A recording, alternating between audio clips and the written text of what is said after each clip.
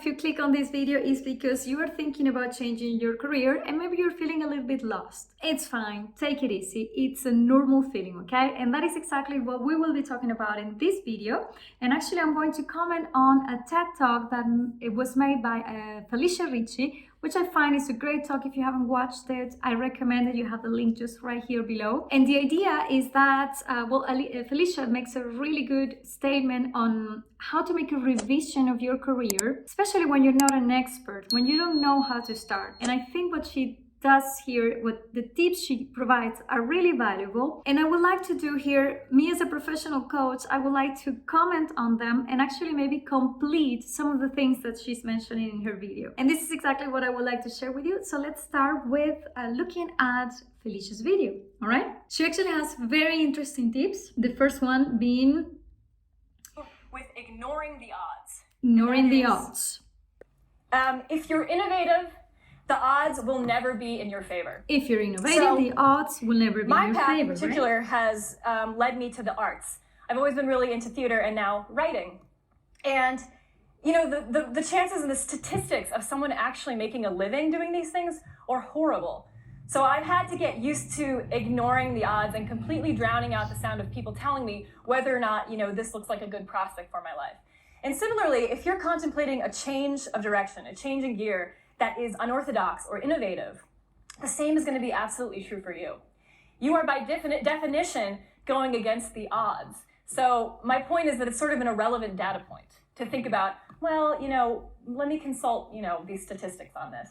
And the thing is, going against the odds when you're innovative, that's actually how things are by nature, right? So I really love this tip that she's giving, or she's providing this idea of, if you really want to go for something new, you definitely not necessarily, you cannot check the statistics, and most likely you will not necessarily be supported by the people who are living the normal things and they are actually supporting the odds. There is just one thing that I would like to make, a comment that I would like to add in this sense. While going against the odds is true that you're not going to be supported by most people, especially your family, your friends who are around you, who do not necessarily understand what you're doing, it is also important that you do find a way to surround yourself with the right people. Create your own environment, get a mentor, get a coach, do networking, especially the last one is super important in this sense. Do networking, surround yourself with people who have already done this so that you have a better idea and you don't have this feeling that you're going against the odds all the time, but that you actually get to know some people who have done the thing that you would like to do to create in the first place.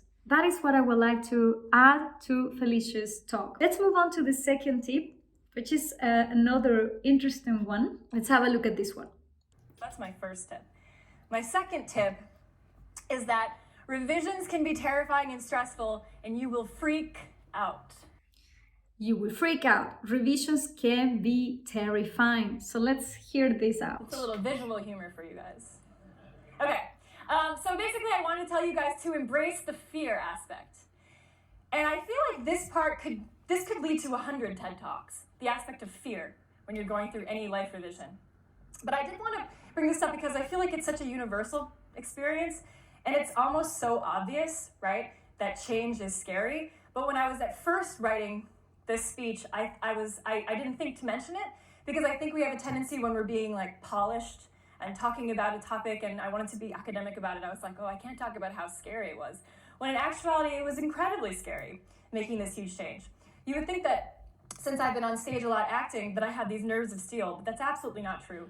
It's never true that even though you're used to do things, even though when you're scared, making a revision of your career is still scary. It's a normal thing to have or to feel. I agree 100% to what she says in this talk. And I would like to add something here, because it's super easy to say act in spite of fear. I'm the first one of saying this. Every time I talk to my clients or my students, I tell them, act in spite of fear, because fear will never disappear. However, as a career coach, I've also seen many times people giving up the projects because the truth is that fear can emerge in several stages. Either at the very beginning, because you don't know what you're doing, you don't know where to start, or you're looking at things that you didn't want to look at the first place, and that's scary. But fear can also emerge when you are in the process of change and you start to face some limiting beliefs of certain things that exist in your belief system that you had no idea, and you only see this while you're going through the process. So my advice here, and what I would like to complete here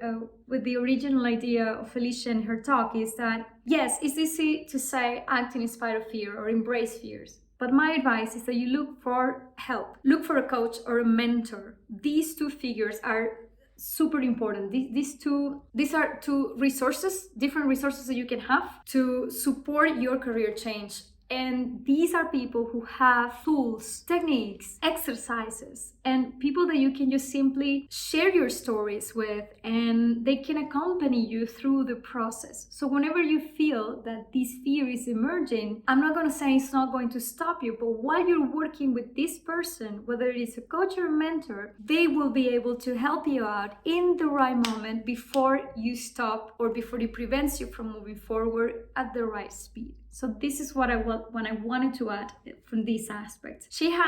Felicia, she has a third step or a third tip for you, and I would like to check this out with you as well, and I'll make my comments on it. Listen at this third tip. You can't decide by thinking, you can only decide by doing. And this one is a really annoying truth, because if you're like me, you like to think things through. You want to just analyze every possible outcome. And that's great. Researching what you want to do with your life or where you want to go is very valuable. Making pro and con charts. I did that as well. But the fact is, when it actually comes to making a decision, you're never going to know how it's going to turn out until you actually do that thing, till you actually follow through. And it's just true. And I have two examples of this. And one is when I wrote my first book. Well, this goes on and on with some examples. And I would like to say here, bravo, first of all, to Felicia for pointing this out. I agree. I'm also one of these thinkers, right? But she says the third tip is don't decide by thinking, decide by doing. This is an absolute truth, I would say. And when you're in the process of change, I would like to add a couple of things to what she says. The first thing will be, there is a very practical tool that you can use, which is called journaling. Journaling means that you can keep an actual journal of your progress. And while you're trying several things, the idea is to do things, to try new things, to test new things, so that you decide what are the things that you like and what are the things that you dislike. Because just simply thinking about it, it gives you an idea, but unless you actually go and do something different, you won't know if this thing is actually worth creating a career from, okay? But if you keep a journal, if you try something new, today I'm going to try pottery, tomorrow I'm going to teach a workshop, and the other day I'm going to go and do some painting workshop, and the other day I'm going to take some accounting class and try to see something new. So test new things and keep a journal. And in the journal, don't just simply write the things that you did or the things that you tried. Also write the emotions that you felt. Was it weird? Was it exciting? Was it difficult? Was it challenging? Did you get to meet interesting people in the process? Keep a journal with all these ideas, and it will definitely help you out. And the other thing that I would like to add, and I think she mentions it, but I would like to add it more from a professional point of view. Don't put any limits on yourself. When you're in the process of changing careers and you don't know how to start, here we're talking about revisiting your career, revising everything that you've done. So don't put any limits on trying something new, because you never know what is that thing that will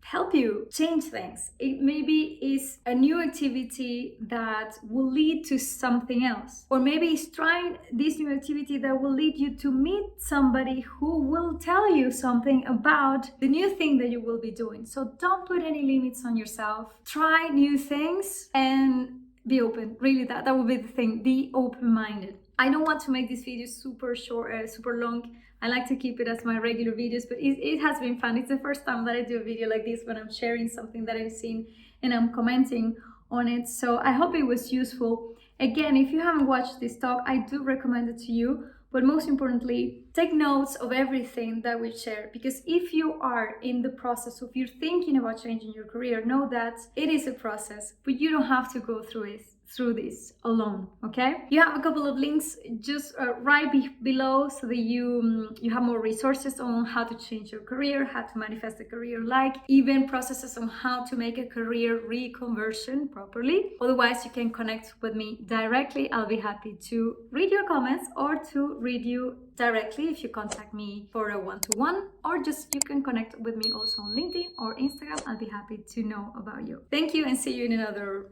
episode.